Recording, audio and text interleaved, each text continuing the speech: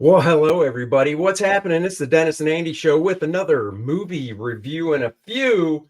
And this one was a little different because there really wasn't much in the theaters. We did not go to a theater. Dennis was begging me to do Taylor Swift. And I said, no, Dennis, no, I will not take you to Taylor Swift. Take off your little pink shirt. I don't care if you cut the sleeves off of it. Take it back. We're not going to see Tay Tay. You're not a Swiftie. She is what's that football player she's dating? Whatever. Travis Kelsey. Kelsey. Yeah. That's her man, Dennis. So give it up. So I went over to Dennis's house, and for a few bucks on Amazon Prime, we rented this movie that says 2023, so it's new, called 57 Seconds. And no, it's not about my sex life. So get that out of your head. It's not a home movie. 57 Seconds, Dennis. What are we talking about? Well, the premise of it is there's this blogger. His name's Franklin, played by Josh Hutcherson, and he thwarts an attack against Anton Burrell. He's this legendary tech guru named Morgan played by Morgan Freeman, and he winds up saving his life. And Morgan Freeman basically says, "I will give you the opportunity to interview me." But he finds a ring that Burrell drops and discovers it gives him the ability to travel 57 seconds back into the past. With Burrell's help, Franklin decides to use it to take revenge against the pharmaceutical company that was responsible for his sister's death. And the name of the guy was Sig Thorensen, played by Greg German. And he's got this girlfriend, Jala, played by Lovie Smith. And it's kind of Back to the Future meets, I don't know, it's big tech pharmacy. So it's kind of there with the Harrison Ford. Wasn't Lovie Smith a football coach? Lovie Simone. Oh, Lovie Smith was the Chicago Bears. You did say Lovie Smith, you know.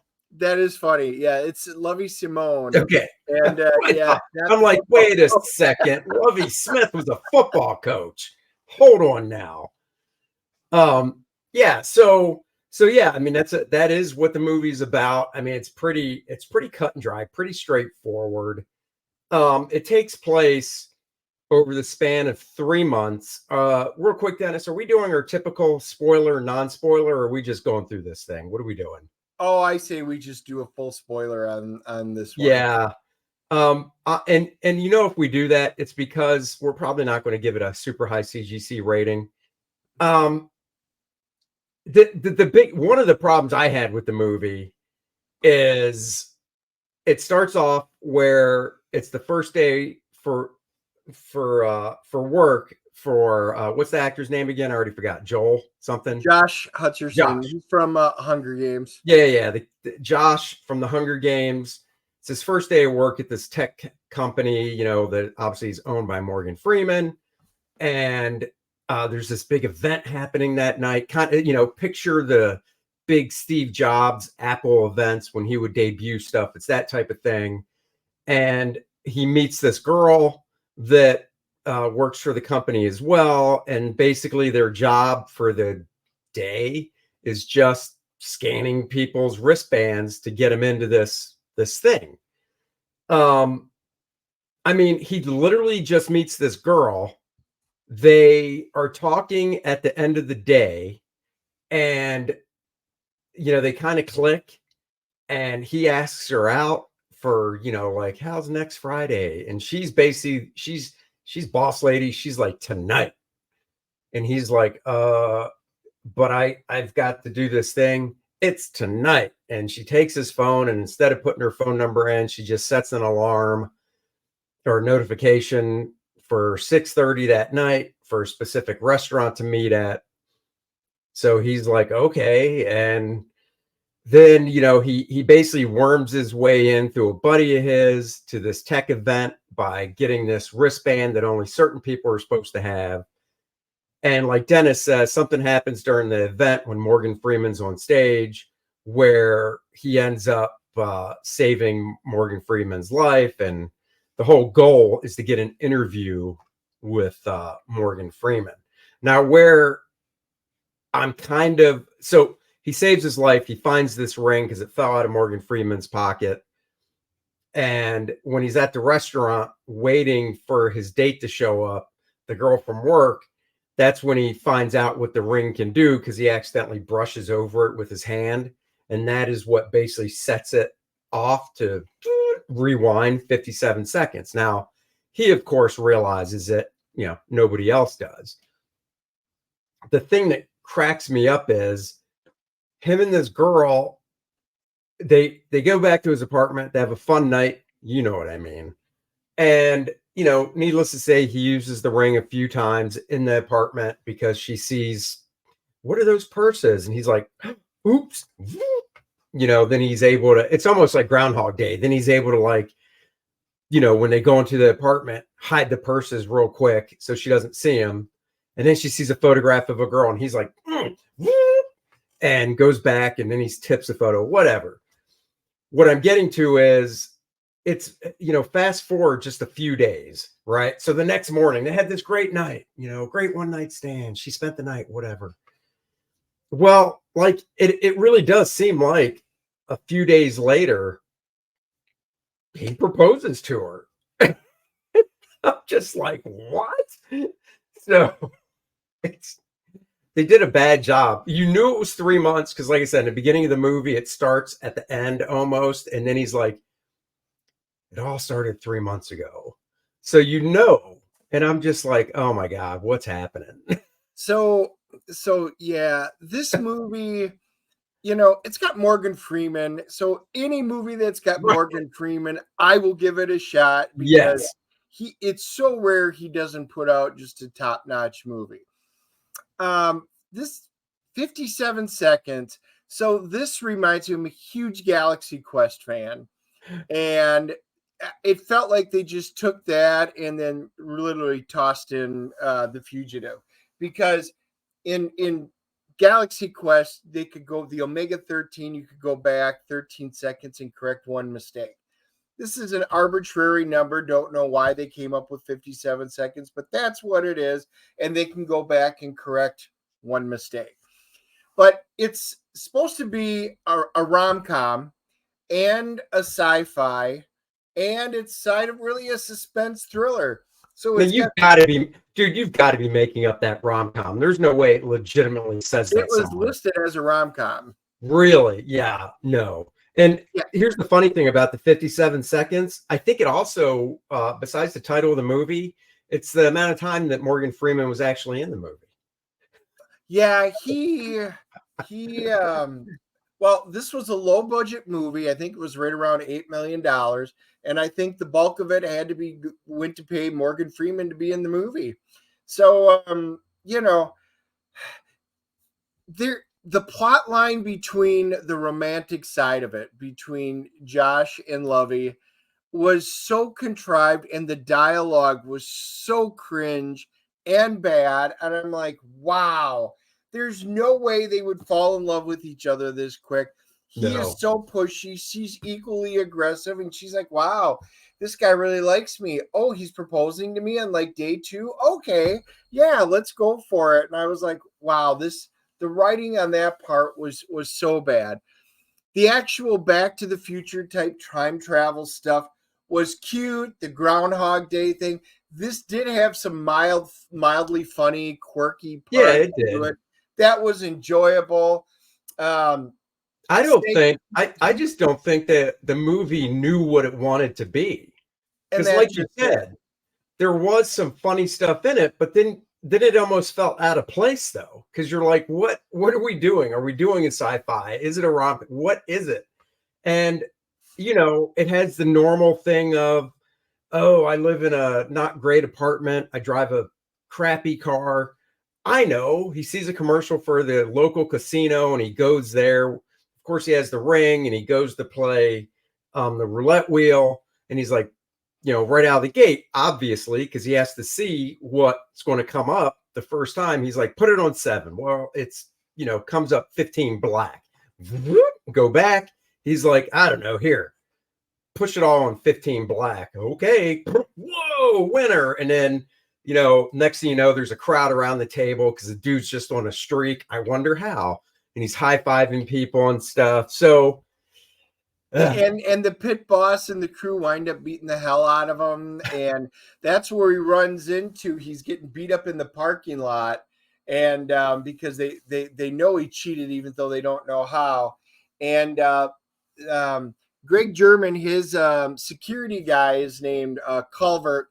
He stops him and he's like, "Hey guys, that doesn't look very legit," and everything like that. And basically, he gets kicked out, and he goes, "Wow. Sig really wants to meet you and wants you to, be on him." And he's like, "Oh, that would be great if I could write stories." And he, and Josh's character Franklin is like, "You know what?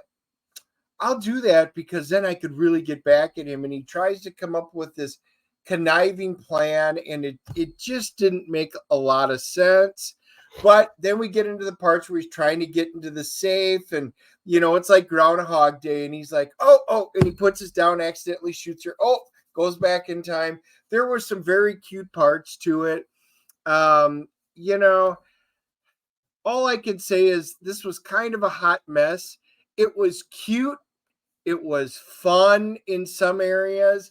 But if you're looking for a cohesive story that really makes sense, and like you really made so many stupid decisions through this, some of it just didn't make sense. This is not the movie for you. If you want a popcorn flick where you can just sit back and relax, chuckle a little bit and go, okay, you know what? This wasn't too bad.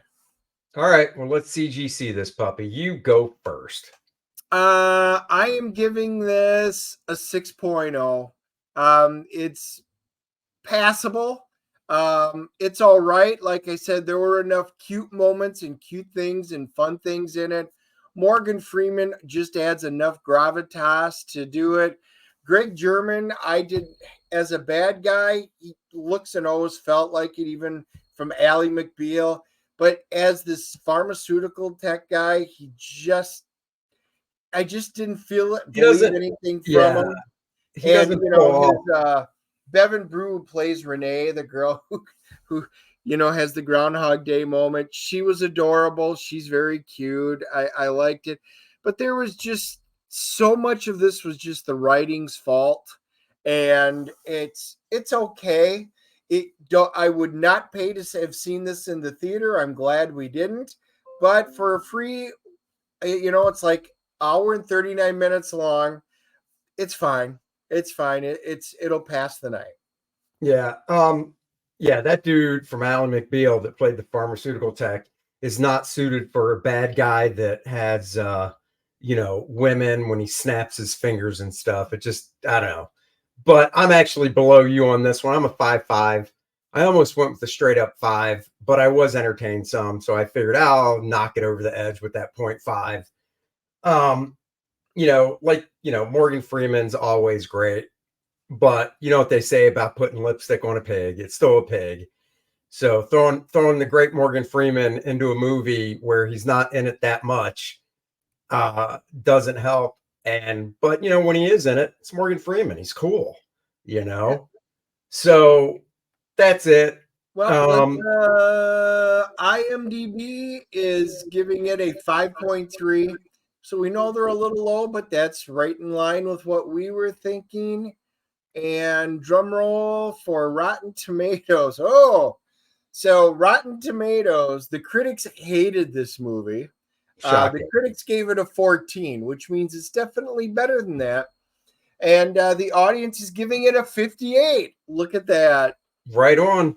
Right between us once again. So once again, we kind of fall in line with the audience. And well, like I said, guys, it's up to you. Give it a shot, maybe. Yeah. The other thing you should know is Core Draft, the book and the artist edition are at the printers. I'm getting email notifications from packages being delivered for the shirts and beanies. Looks like all those have been delivered. Even got one message today, Dennis, from a person in New Zealand. Got her shirt. Oh, very nice. Yeah, quick. So that's cool. And guys, the next thing, as a buffer campaign, if you want to call it that, an in-between campaign before we launch Core Draft 2, is an art book I'm doing called Nice and Tight, the comic pencil art of Andy Smith. It's just like it says. It is going to be a 52-page book spotlighting some of the pencils, full pencils I've done for other companies where I would do full pencils and they would be sent off to an inker. So it's different from most sketchbooks that just feature commissions and things like that. This one is literally full pencil pages from basically I'm going through stories I did and picking out some of the coolest pages and putting it together for you guys so you can kind of see behind the wall a little bit and the making of comics. So check this out. The link is in the description below for the sign up page. Hopefully I'll be launching it in the next couple of weeks around the beginning of November. So guys, go check that out. And thank you for joining us. Next week, I do know a movie comes out on the 27th. It's a horror movie. Perfect timing for Halloween. Is it? Oh, damn it. What's the name of it? Taylor Swift. Well, that's already out though, Dennis. Oh, okay. All right. Yeah. That one is already out. So no, it's the is it Five Nights at Freddy? No. It's the one with the animatronics, kind of like a rundown Chuck E. Cheese, and for some reason they have a security guard there overnight. And the animatronics come to life because they're like haunted by the ghosts of, children or something. But it looks fun. So I believe that's what we'll be seeing next week. Good Halloween movie, but we will be there to review that for you. That's right. So guys, everybody have a great week. Next Wednesday, 3 p.m. on the Dennis and Andy Show, drum roll, we will be talking to Kevin Grievous, the man behind the movies Underworld and other stuff. He has done comics before and he has a crowdfund going. We're going to talk to him about that and his career. 3 p.m. on Wednesday. Join us for that. Have a great weekend, and we'll talk to you guys later. Good going and prosper. Gang signs.